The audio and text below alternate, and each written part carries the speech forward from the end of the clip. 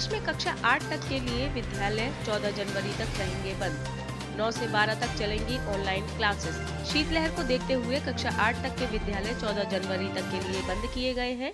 कक्षा 9 से 12 तक के विद्यालयों को ऑनलाइन क्लासेस चलाने के निर्देश। ऑनलाइन व्यवस्था न होने पर कक्षा 9 से 12 तक के विद्यार्थियों का भी रहेगा अवकाश। कक्षा 10 से 12 के विद्यार्थियों के लिए प्री बोर्ड और प्रैक्टिकल के लिए भी निर्देश जारी। सुबह 10 से 2 तक ही बुला सकेंगे विद्यार्थी। कक्षा का तापमान सामान्य रखने के लिए जलाना होगा हीटर।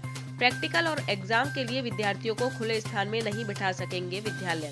किसी भी विद्यालय के यूनिफॉर्म पहनने की बाध्यता को किया गया खत्म। जाड़े से बचाव के लिए कपड़े पहनकर आएंगे विद्यार्थी। उत्तराखंड का जोशीमठ आपदाग्रस्त क्षेत्र हुआ घोषित। उत्तराखंड का जोशीमठ आपदाग्रस्त क्षेत्र घोषित। 67 परिवारों को रेस्क्यू कर किया गया शिफ्ट। विशेषज्ञों की सिफारिश पर उठाया गया कदम। सेना ने भी अपने आवासीय परिसर को किया खाली। 600 से ज्यादा घरों में आई दरारें। बुलंदशहर में बीडीसी सदस्य के बेटे की गोली मारकर हत्या। नोएडा के अस्पताल में इलाज के दौरान हुई मौत। बुलंदशहर में हाईवे पर 2 गुटों में हुई थी फायरिंग। गुलावटी कोतवाली क्षेत्र में हुई ताबड़तोड़ फायरिंग। पुलिस ने 4 आरोपियों को हिरासत में लिया। दिल्ली जल बोर्ड में संविदा कर्मचारी था युवक।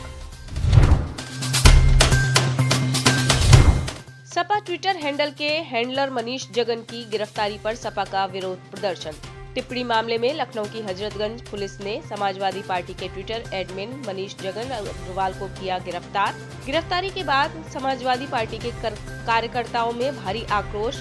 सपा कार्यकर्ताओं ने पुलिस मुख्यालय पर किया विरोध प्रदर्शन। मनीष जगन की गिरफ्तारी के विरोध में सपा अध्यक्ष अखिलेश यादव भी पुलिस मुख्यालय पर पहुंचे।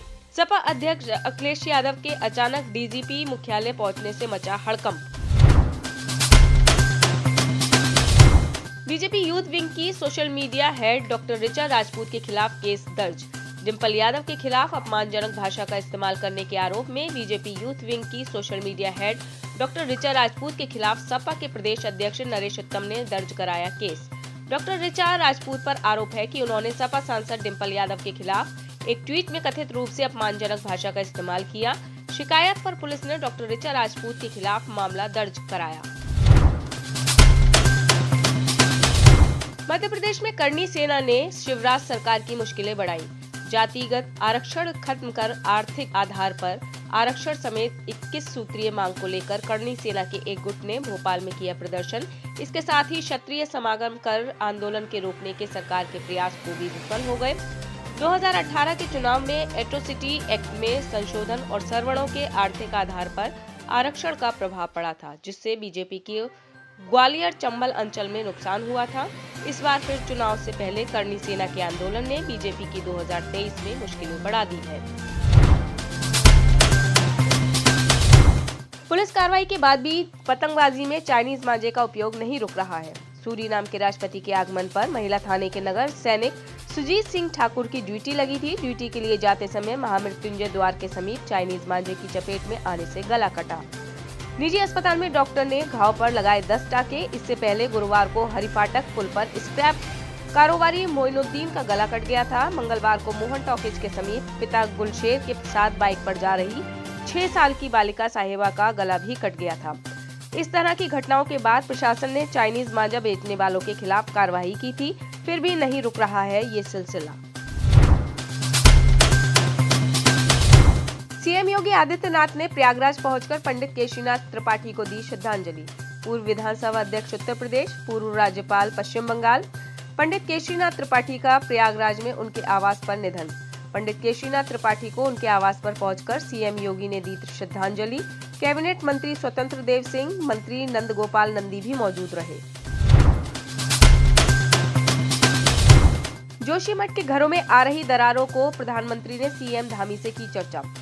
जोशीमठ के घरों में आ रही दरारों को लेकर प्रधानमंत्री नरेंद्र मोदी ने मुख्यमंत्री पुष्कर सिंह धामी से फोन पर की बात। फोन पर ही जोशीमठ में चल रहे राहत बचाव कार्यों के बारे में ली जानकारी। प्रधानमंत्री नरेंद्र मोदी ने विस्तार पूर्वक मुख्यमंत्री से जोशीमठ को लेकर की चर्चा।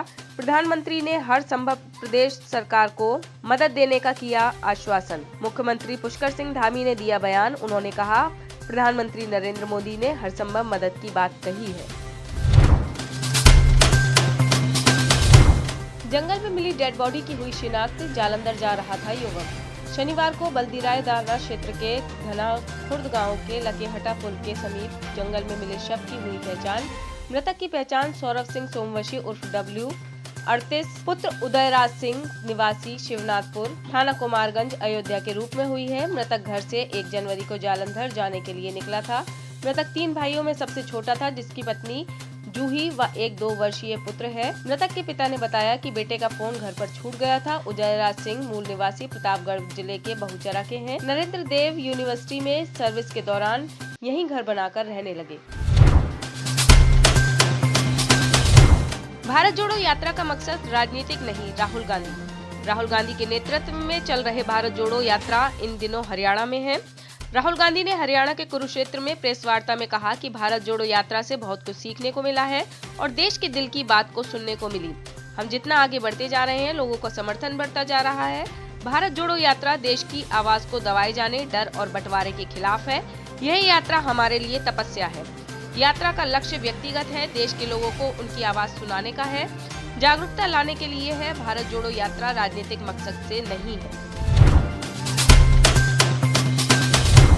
बीएसएफ ने भारत पाकिस्तान अंतर्राष्ट्रीय सीमा ड्रोन माउंटेड ग्राउंड रडार किया तैनात। भारत पाकिस्तान अंतर्राष्ट्रीय सीमा पर बीएसएफ ने पहली बार ड्रोन माउंटेड ग्राउंड पैट रडार तैनात किए हैं। यह घुसपैठ करने के लिए आतंकवादियों द्वारा इस्तेमाल की जाने वाली भूमिगत सुरंगों की उपस्थिति की जांच में मिलेगी मदद। स्वदेशी रूप से निर्मित तकनीकी गैजेट को हाल ही में इस मोर्चे पर under the earth tunnel detection अभ्यास के लिए लगाया गया था। इससे अब कोई भी आतंकी भारतीय क्षेत्र में घुसने और जम्मू कश्मीर या देश के किसी अन्य स्थान पर हमला करने में सक्षम नहीं होगा।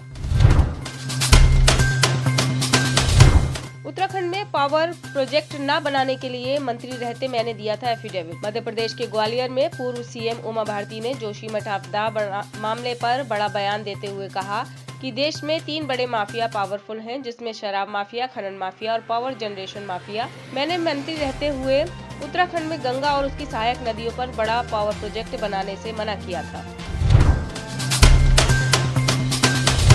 प्रवासी भारतीय सम्मेलन में शामिल होने के लिए इंदौर पहुंचे प्रधानमंत्री मोदी।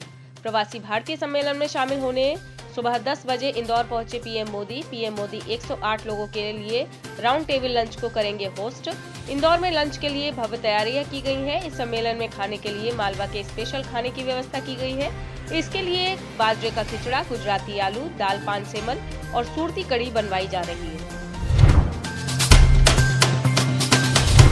जोशीमठ ही नहीं, उत्तरकाशी और नैनीताल में भी धंस रही है जमीन। जोशीमठ में भूधसाव को देखते हुए केंद्र और राज्य सरकार सजग हो गई है और आपदा का हल निकालने की कोशिश कर रही है। विशेषज्ञों के अनुसार उत्तरकाशी और नैनीताल भी भूधसाव की जद में है। विशेषज्ञों का मानना है कि भूधसाव जैसे पर्यावरणीय परिणामों की परवाह किए बिना तमाम विकास कार्य किए गए। कुमाऊं यूनिवर्सिटी में भूविज्ञान के प्रोफेसर डॉक्टर बहादुर सिंह कोटलिया ने उसके पीछे का कारण मेन सेंट्रल थ्रस्ट का फिर से सक्रिय होना बताया है। इसके सक्रिय होने का समय कोई नहीं बता सकता। मेन सेंट्रल थ्रस्ट एक भूवैज्ञानिक समस्या है।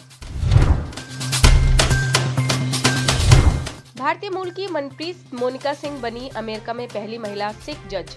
अमेरिका में पहली महिला सिख जज बनी भारतीय मूल की मनप्रीत मोनिका सिंह। मोनिका टेक्सास की हैरिस काउंटी जज बनी। मोनिका सिंह ने जज बनने के बाद कहा कि उनके लिए यह एक सच्चा सम्मान है। ब्राजील में दंगे के बाद 170 लोगों को पुलिस ने किया गिरफ्तार। ब्राजील के पूर्व राष्ट्रपति जायर बोल्सोनारो के समर्थकों को हार बर्दाश्त नहीं हुई। बोल्सोनारो के समर्थकों ने राजधानी ब्राजीलिया की बिल्डिंगों में जमकर तोड़फोड़ की।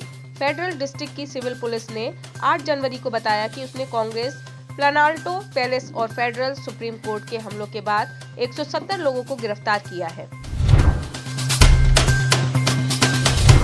चीन के हेनान प्रांत में 90% लोग कोरोना संक्रमित हैं। चीन की जनसंख्या के मामले में तीसरे सबसे बड़े प्रांत हेनान में 90% लोग कोरोना से संक्रमित।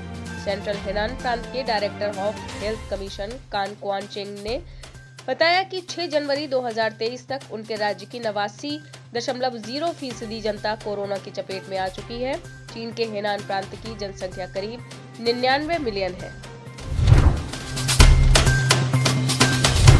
ईरान में सरकार विरोधी प्रदर्शनों के लिए 2 युवकों को सुनाई गई फांसी की सजा। ईरान में हुए सरकार विरोधी प्रदर्शनों में शामिल 2 युवाओं को सरकार ने दी फांसी की सजा। इन युवकों के खिलाफ ईरानी सुरक्षा बल के एक अधिकारी की हत्या करने का अभियोग लगाया गया है। पेड़ तने बच्चे के शव को दफनाने के बाद माँ बाप पेड़ को ही मानते हैं बच्चा। इंडोनेशिया के ताना तरोजा माता पिता अपने बच्चे को जमीन के बजाय पेड़ों में करते हैं दफन। इस परंपरा के तहत चूंकि बच्चों को पेड़ के तने में रख दिया जाता है, ऐसे में माता पिता पेड़ को ही अपना बच्चा मानने लगते हैं। लोगों का मानना है कि चाहे उनका बच्चा इस दुनिया से दूर चला जाए, लेकिन वे पेड़ में बच्चे का शव होने की वजह से उसे अपने पास महसूस करते हैं। वे जब भी पेड़ को देखते हैं, बच्चे को अपने पास ही मानते हैं। ये परंपरा दुनिया के और किसी कोने में नहीं पाई जाती है। सिर्फ इंडोनेशिया के ताना तरोजा में ही ऐसा लोग करते हैं। आप इस खबर के बारे में क्या सोचते हैं, हमें कमेंट सेक्शन में बताएं। साथ ही ब्रह्मास्त्र न्यूज़ को सब्सक्राइब और शेयर भी जरूर करें।